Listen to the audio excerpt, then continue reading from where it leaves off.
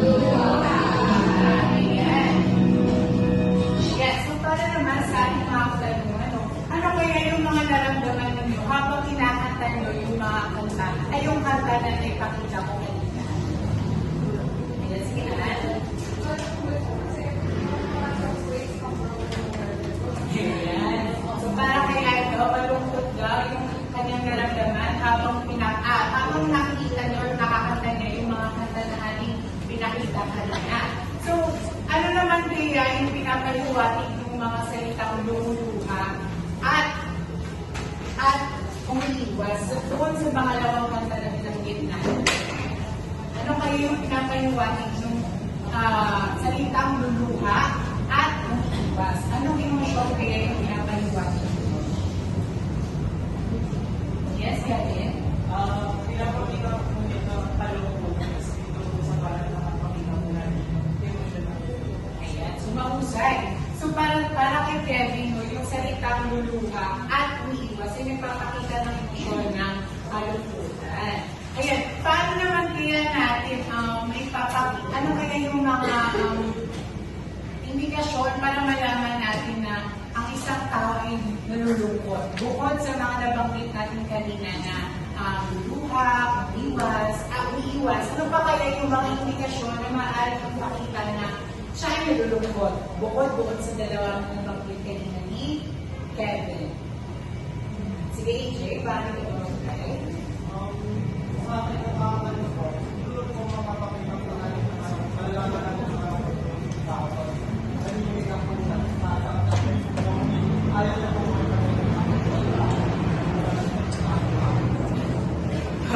Yan, Jose siya. So, bigyan natin siya ng dalawang bagsak. Para naman daw ni AJ, masasabi natin na kapag ang isang tao ay malungkot, kapag hindi siya nakikipag-usap sa isang tao. Yes, Alessandro? Teacher ako po kain po ako ng kain sa pagmano. Ayan. Maaari din na magpapakita yung isang pangalutan. Kasi meron din naman ng mga tao na pinaparin nila sa ibang atensyon, sa ibang yung atensyon nila, para hindi nila mapakita na sila ay nalulungkot. Kaya may